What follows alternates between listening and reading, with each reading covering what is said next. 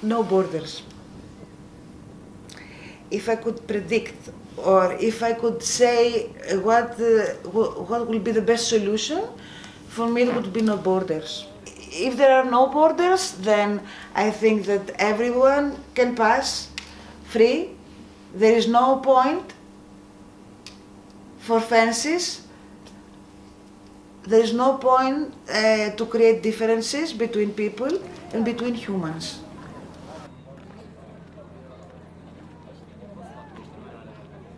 It has been the biggest humanitarian crisis or the biggest, the biggest human movement of people since the end of the World War II.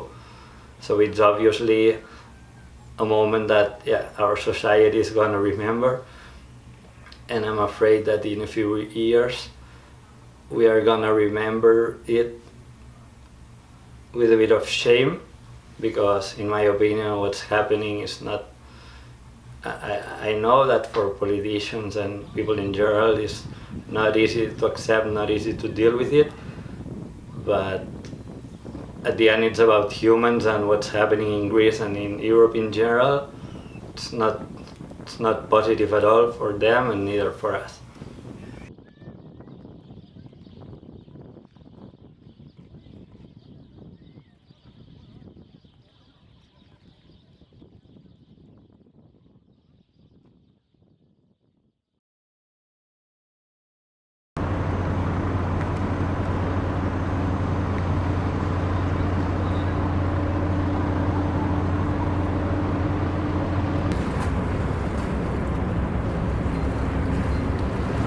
Greece is blamed for a lot, but I mean, it's just Greece cannot help to be the country which is on the seaside.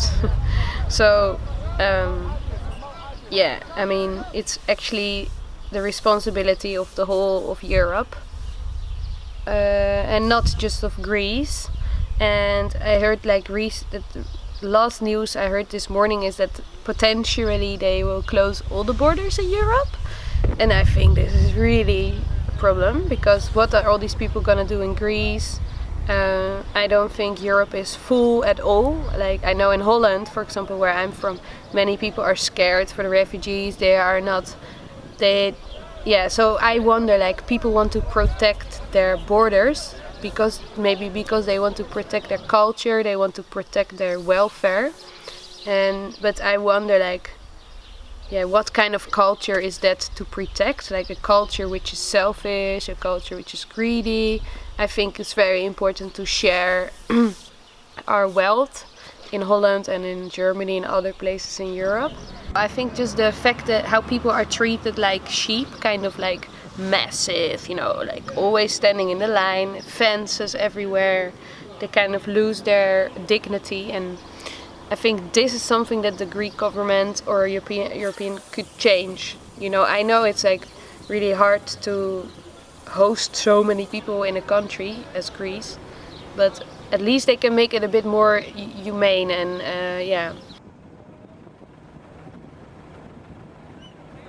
They do not know. They are not refugees.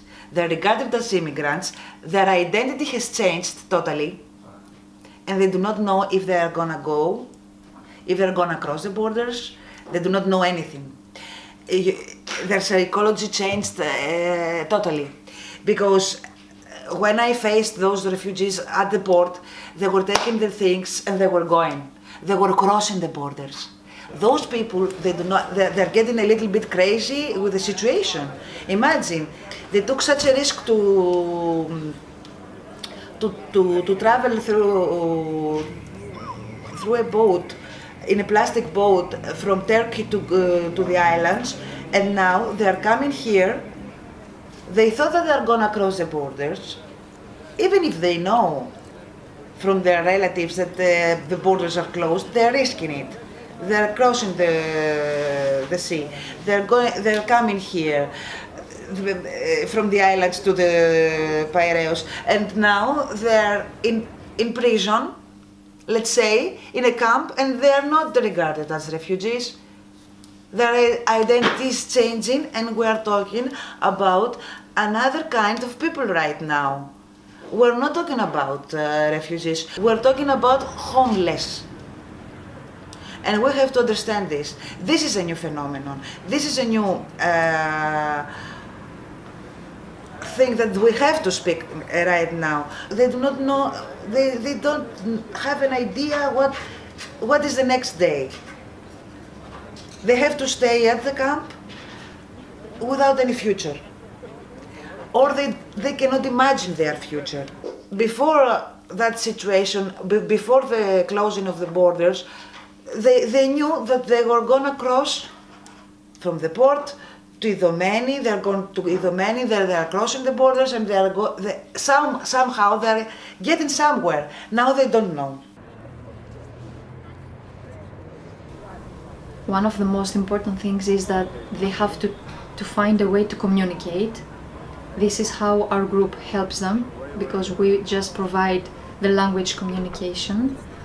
And the next most important thing is that they need somebody to inform them how should they react for the future. They have so many questions, they don't know what to do, and they want somebody to show them which are the difficult paths, and they will follow them. I think these are the most important things when they arrive here in Greece.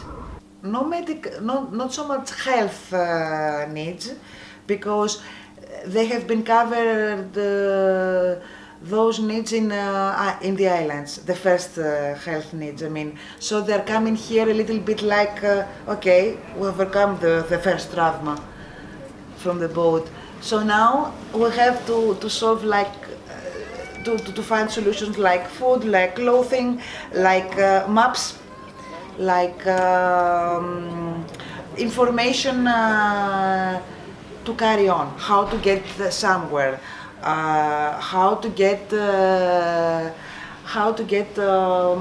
ticket, from where to get the ticket, from where to buy the ticket, which bus to take in order to go to Idomeni, to the borders.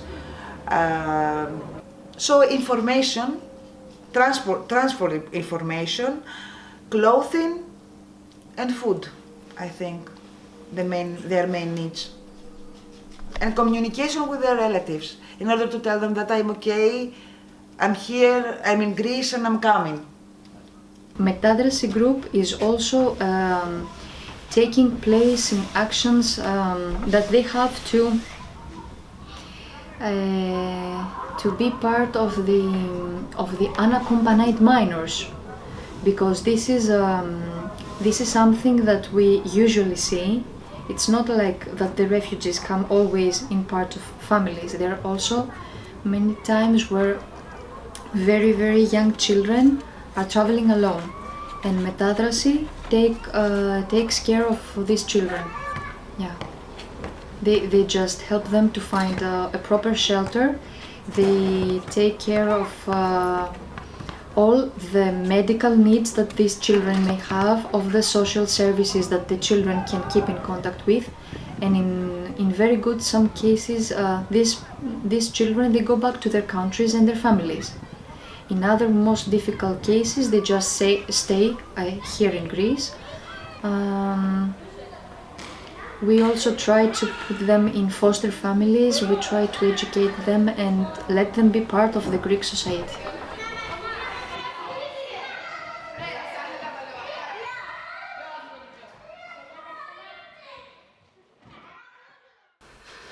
In this humanitarian crisis, we can differentiate mainly two groups of people.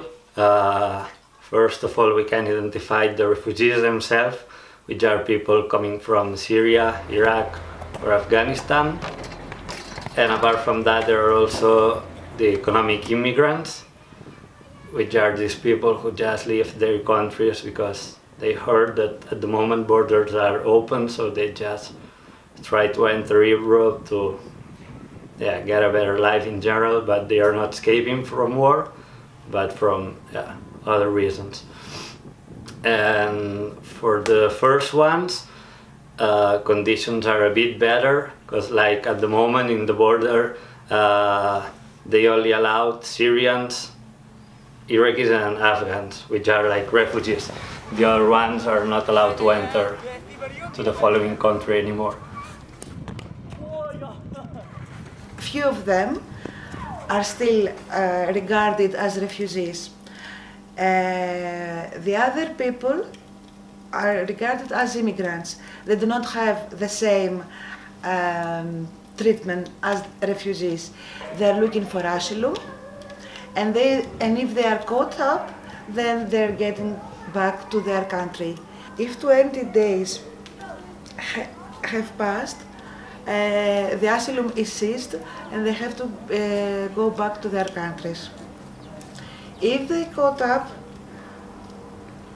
walking free in the street, the police got them and they're taking them back to the camps, or they send them to their countries. They're not allowed anymore to be here or to cross the borders. They have to go back home. They have to go home.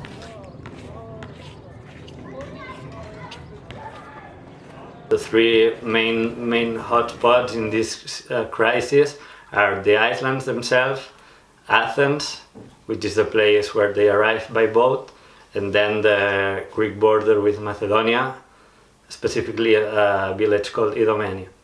In Athens, in the Leonas camp, in there you could find people from everywhere. We found people from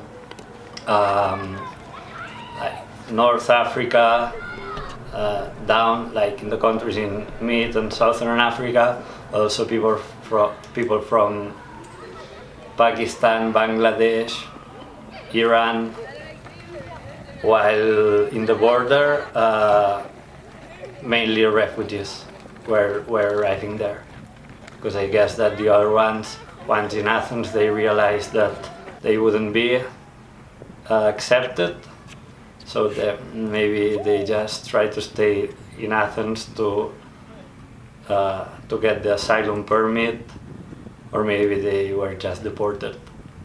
There are some people who decide to stay here in Greece. So these people, they will have a different future from the other ones who decide to move in different countries, or from the other ones that they decide to go back to their countries that they come from. But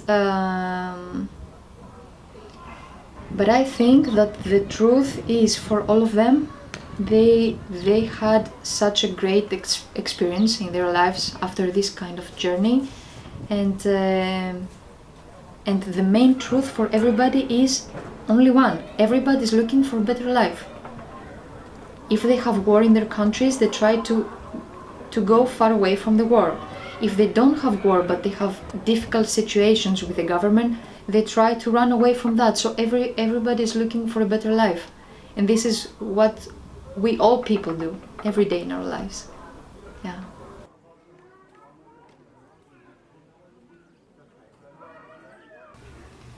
When I arrived in Idomeni camp, I was really shocked and surprised, because in theory, behind this camp there is the Greek government, also the European Union, UNHCR, which are like at the moment like super important organizations in our society, and apparently these are the organizations in charge of all this situation. But I got there and I saw that that investment there was almost zero. There's almost nothing in there. We arrived and there were not a few, but 2 or 3 plastic tents, huge tents full of beds inside. Also these mobile toilets. But apart from that, there was almost nothing. This camp was set up for receiving more or less 1,500 or 2,000 people, and they just kept arriving. The borders were closed, so yeah, people started sleeping on the floor. There are a few fields around the camp, so people started planting their tents in there if they have they had. If they hadn't, they were just sleeping on the floor. And yeah, I would say that the infrastructure in there is so bad and needs to improve a lot. Having into account that this situation is probably not gonna stop on the short term, there's a lot to do in there. The idea is that they stay for one day and it's just a transit camp. So then they stay for a little bit when they come from the islands and from the south. They go to this camp in Idomeni, then they stay for a little bit and then they go to Macedonia and like further. But I think this is not happening anymore nowadays. It seems like people, I spoke with a few people who stayed for a week and 5 days, and the camp is not able to facilitate this, I think. So there's not enough food or tents to host these people, so it's kind of a problem. It's like a bottleneck, you know, like it's like everyone's stuck in Greece now, and what are they gonna do? I really don't know. I wonder. I think this is a problem and the solution will be, I don't know, I really don't know. I worry about it because these people come to Europe with the idea like, okay, I'm Syrian or Afghan, I have access to Europe, and then they come here and it's like, nah, we changed the law.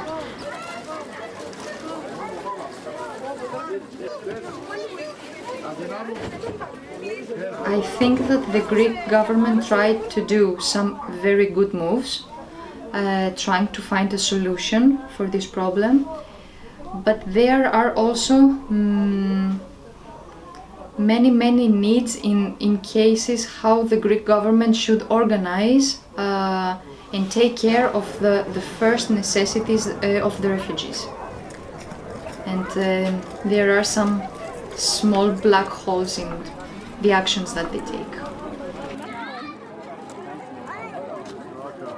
In Idomeni, there are also a few organizations working in the camp, but in there I could clearly perceive that the volunteers movement, the grassroots movement is much bigger because there is a huge movement of volunteers who take care of clothes, who take care of food, who take care of children entertaining, and it's amazing the job that these people is doing there. This group, which is called Aid Delivery Mission, came here to deliver food to feed people which were not in the camp itself, but in other parts. They considered that in the camp, in Idomeni camp, there was already a kitchen, so they came there to deliver food to one of the gas stations, which is near from the camp, and there's usually people waiting there, and also to feed like illegal immigrants whose permission to cross the border were denied, so they try to enter Europe through the forest, like illegally. So they just go to the forest, investigate their route, and they find them and feed them and also give them clothes. I go every day to the forest, a place where a lot of people are who are not welcome in the camps, and so we make sure that they have what they need. And I like this a lot because it's 2 times a day and it's not so big. It's like not so many people as in the camp or in other places. But yeah, after a few days the camp started getting crowded, and the kitchen from there wasn't able to feed everyone, so they started like delivering in the camp itself.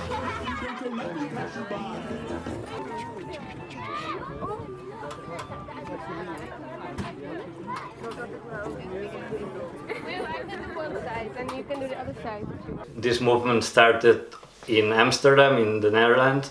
There was like a social kitchen, a group of people who were cooking and delivering food for homeless people, immigrants, and these groups. But then when this humanitarian crisis started, they decided to move to Greece, and they established in that village, and now they are cooking for, depends on the day, but for 4,000, 6,000, maybe 10,000 people daily. I think every day maybe they cook for a few thousand people, but it always depends on the situation. So also on the changes of policies and politics and da. So it depends on how many refugees are arriving from Samos or from the islands, from Lesbos. Depending on that, every day it's different. I think the camp is kind of a sad scenario. It looks really white and boring and sad and like frustrating to be there. Not a very nice place. So if we can work together with the NGOs, we have more access and we can change from within the camp. That I think that is really cool, but it's also very good to keep independence, to be able to do our own thing.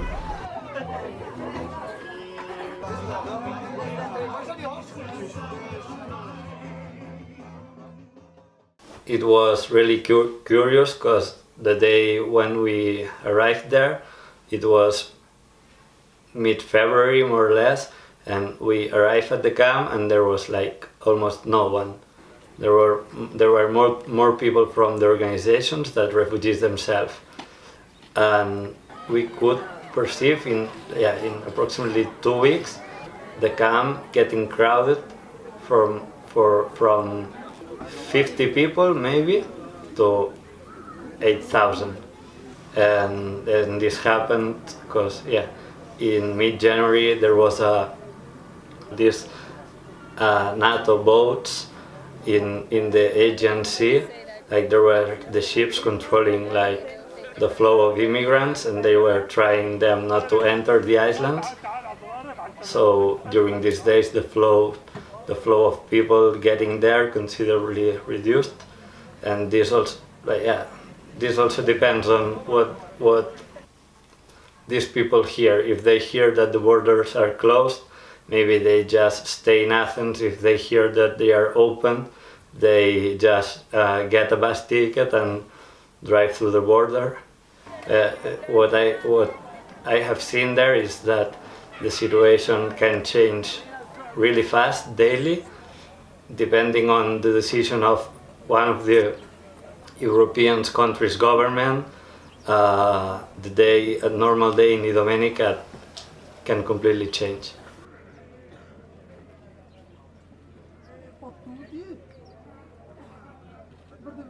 The authority does not want to change its opinion to open the borders, because also the other countries do not want to open the borders. So we have, what is the situation? People are getting here freely, immigrants or refugees are getting here freely, nobody controls that, and they're getting more and more people here. So someone has to take responsibility in Turkey and do something about that. First of all, not to transfer the immigrants or refugees through plastic boats, because this is under the control and the eye control of Turkey and Greek authority. Those two authorities have to cooperate and find a way to make to ease the whole trauma of those people.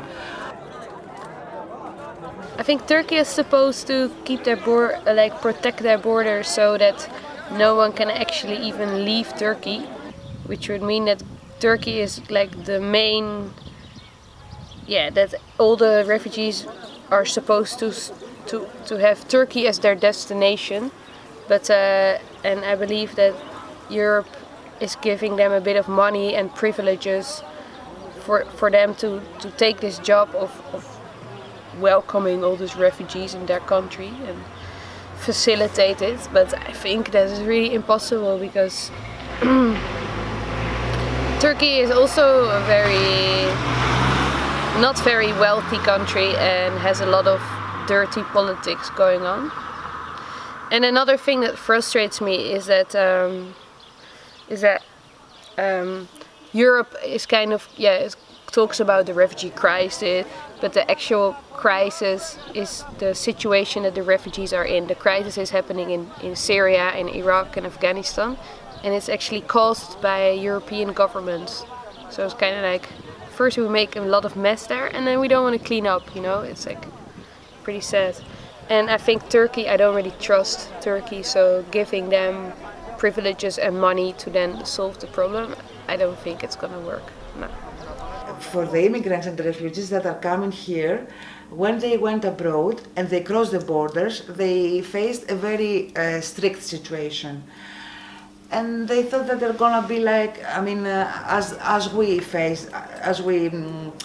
answered them back, they thought that they have a nice and kind situation there. The messages that are coming from the known people that they have gone on reached some places, maybe they are not so good. They, for example, they want to give them €1 per hour. I heard something like that. Where? In Germany. You can, maybe this is extraordinary, but if it's not €1, it's gonna be €5. You cannot survive with €5. As far it concerns the people here in Greece, I think that they are very, very united and very, very warm. So as individuals, the majority of the people had a big welcome for all the refugees, and everybody was trying to fulfill their needs. But it is also true that we had to face a lot of financial crises and many things that were changing, not only in the government but also in our society. But the main idea that I have is that first of all we try to have warm feelings about these people, and this is the best thing that we can do. I really don't understand why the media makes it look like it's just young men who are dangerous, and like, I really don't know where they even got this story from, because I've met mostly kids and families and really even all kinds of people. So I really don't understand. It's really annoying, I think, because it's not true. This image of, I think this event in Germany that in Cologne, where supposedly all these women were raped by this big group, that is very much blown up by the media. And of course for media it's very nice to make a sensational story out of this. But really the people I've seen are mostly kids and very normal young men or other kind of men. Just men like in any other country, so nothing to be afraid of. Maybe the Europeans are more people to be afraid of. But yeah, there's so many kids, so it's quite harmless, I guess. Yeah.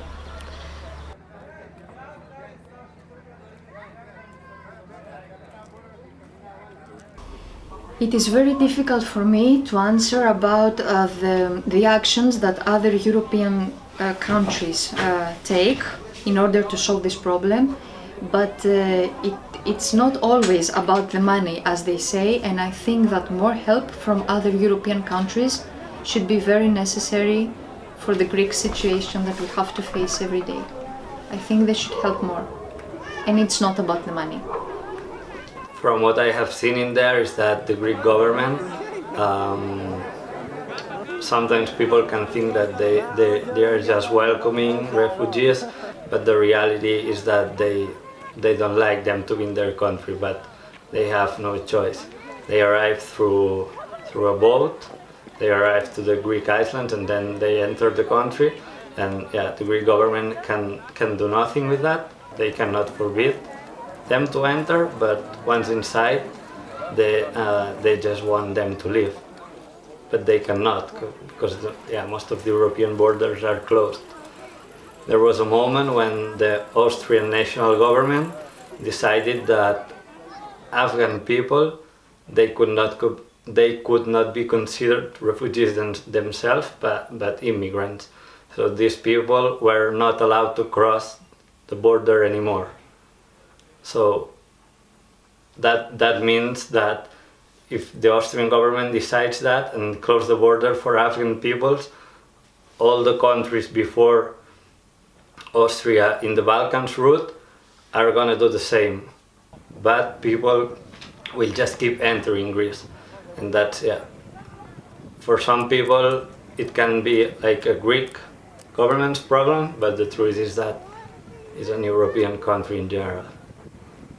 I guess maybe not so much in the media, or maybe it's not much, but obviously these people are not gonna dissolve or disappear, you know. These people are here in these camps and stranded in Greece, and they are here, and that's not gonna, even if maybe it's now, it might become a boring topic for a newspaper, but it's still there, and these people might disappear in the reception centers, but they are definitely, I think it will take a while before every single refugee found the safety zone and a new life, a new home where they can settle and start a new life. I think that will take a while. Yeah. Oh, I feel so helpless. I cannot predict anything. And sometimes I feel very sad because I think that all this tragedy is never ending. I wish it will end sometime, but I cannot predict it. I really wish it will end tomorrow. And I will not have job here. I don't care about that. Yeah. But I really wish for the best, but I cannot predict. No, I think that the situation is difficult, and maybe it will keep going on like this. I have no idea when will this end. Yeah.